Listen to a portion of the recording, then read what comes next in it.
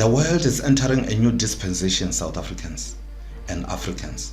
God has transferred power to you and is ready to restore all that was stolen from your continent through slavery and colonization from the East and the West.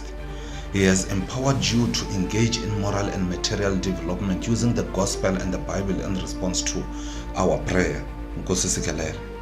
The Watchman is a channel, South Africans, is here to position South Africans and Africa for using our natural and mental resources for properly running our own affairs through excellent non-racial leadership, building thriving new economies and political structures based on loyalty to God and unity within the continent, which is very critical. We will use biblical principles for learning from history. And therefore, biblical scriptures, key world historical figures and key events will be interpreted and used for our development into a new dispensation through messages from God delivered by the Watchman in line with Ezekiel 3:17. Be convicted, be ready for action, and let's get into the episode. Here comes the Watchman. Thank you, ladies and gentlemen, for joining us once again, and we welcome you into the channel. So it came as a great surprise a few days ago to learn that Mr. Floyd visited the ECG church in Malawi, the church that is headed by Prophet Bushir, given the fact that Prophet Bushir is still having some outstanding legal issues in South Africa, while he awaits the extradition process to conclude. Now, it is very hard to tell why the man was there. We do not know why. Perhaps he was going there for a spiritual experience, or perhaps he was there in his status as a politician. We do not know. But one thing that we know is that we can be sure of is that Mr. Shivambu is a politician. And as a politician, you need votes. And votes do not know right or wrong, evil or good people. It doesn't matter where they come from. They come from the right people or the wrong people. It doesn't matter. What matters is that those very same votes can either keep a person in the office or out of office. That in itself leaves a political leader very conflicted, because now you are pulled from two directions. You want to serve the people that have voted for you faithful. At the same time, you also need the votes of the evil people. So what do? You find yourself compromising your own principles because you have to satisfy both parties, and you also have to stay in office. So this situation, ladies and gentlemen, does not apply to a specific politician. It's a system that we use as a country and other Western democracies, the system of votes. So in such a system, political leaders find themselves in a situation wherein they have to do everything they can to get votes, whether moral or immoral things, but they need those votes. That is the system. And I'm not so sure if we are not holding our leaders at ransom because of the system that we are using. Perhaps it is time for South Africa to look into the systems that we are using.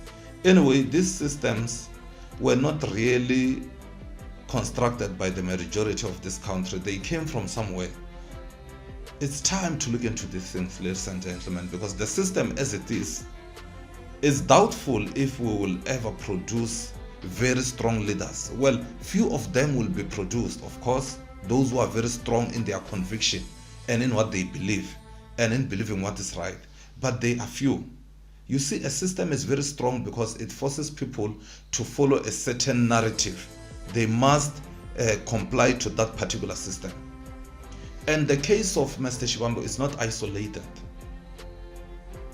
There is a gentleman by the name of Peter du Toit.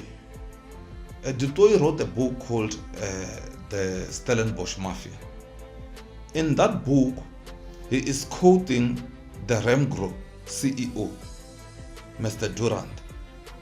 Mr. Durand indicated that he saw the DA-led council coming to provide services in Stellenbosch suburbs, where people who stay in those suburbs are able to do those things for themselves. So he once posed a question to the council to say, but why do you bring services here, upgrades our pavement, which we do not even need? Why can't you go to Kayamandi, where the services are really needed? So Kayamandi is the township very close to Stellenbosch, which does not have as much services as the suburbs. And the answer that they received from the council was that we have our constituents here in the suburbs, and we run the risk of losing elections next time if we don't take care of them. So right there, ladies and gentlemen, you see that the party itself becomes compromised, because now instead of providing proper political leadership, wherein you have to profile people according to their needs and the things that are necessary for them to be able to continue, you are looking at votes. Votes becomes the central focus of your politics. All you want is votes because you want to stay in the office.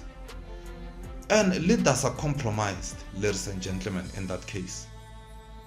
And you know many other examples with our councillors locally and in our provincial governments and so on. Everywhere it is the same thing. And we need to think strongly about these South Africans. It is very, very serious. It cannot be business as usual. We need to find solutions, better solutions. And I'm not saying we will not have good leaders because of this system. There are few, ladies and gentlemen, few convicted people who stands for what is right, who believe in what is right, who can never be pursued into doing what is wrong. People who will always serve people, whether they are in the office or outside the office, whether they lose popularity with people, they are established and determined to serve people. So you cannot be able to corrupt that kind of a person, but they are very few. We saw that kind of leadership from the ANC back in the 60s. If you remember very well, in the 60s, the ANC went to the United States for assistance. But at the time, the United States was very skeptical. The ANC did not even make it to the government. And the reason was, the United States at the time was coming from the 50s. They were coming out of an era that was called the McCarthy era. In those days, just to be suspected of having any form of interaction with communists or to sympathize with them, you could lose everything. So America at the time was hell-bound in making sure that communism does not expand. So at the time, you must remember that the ANC was seen as a communist organization, because that is what the apartheid government was accusing the ANC of. So now to the United States, they would rather have the oppression of apartheid and the violation of human rights by apartheid rather than risking the expansion of communist influence in a strategic place like South Africa. So you see right there, ladies and gentlemen, that on the part of the United States, there was already a compromise. And now, during the early 90s, in the dawn of democracy, when it was becoming clear that the ANC was going to be the ruling party in South Africa, and the United States at the time has issued sanctions against South Africa, but now they were concerned about the kind of leadership under the ANC that South Africa will take and the political direction that we will take as a country. And they asked Mandela a question in one of the presentations that he was making in America, to say, you are visiting Muammar Gaddafi, you are visiting people like Fidel Castro in Cuba. Are those your models of human rights? And Mandela indicated that, you see, ladies and gentlemen, you must remember that during our struggle, the first country that we came for assistance was the United States. But we did not go anywhere with the United States. Instead, we went to those countries, to those leaders that you are complaining about today. They were the ones that were very helpful. The USSR and Cuba, they were very helpful. And they made sure that we get resources for fighting the struggle.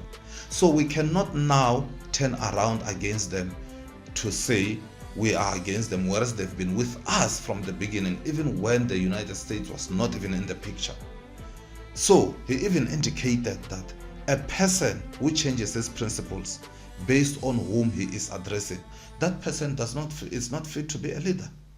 It doesn't fit to be a leader at all. And he was very, very right, ladies and gentlemen. So right there in Mandela, we see a very powerful and strong leadership that is so full of conviction of what he believes. So he was even ready to lose the popularity from the United States. He was even ready to cross and to offend people, because in America, you know, it can be very offensive when you want to entertain the issue of communism.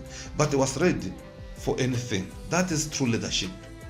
And I think those are the kind of leaders that we are looking for in South Africa. And we do have those kind of leaders, ladies and gentlemen. It's just that they may not be courageous enough to stand up out there. They may not feel they are the right people, but we do have those kind of people. And if you are one of them, stand up. Stand up with your positive energy, spread your energy, spread your influence. Make sure that the country gets somewhere. We need people like you. So ladies and gentlemen, we have so many examples that we can learn from. We have people like Mahatma Gandhi. We have people like Martin Luther King, who took a stand against the Vietnam War. He even raised his position with the president at the time, President Lyndon B. Johnson, because he was for the war and Martin Luther King was speaking against the war. He was even ready to lose popularity with the president.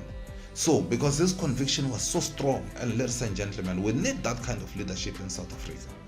So, let's make sure that we get there. Thank you very much.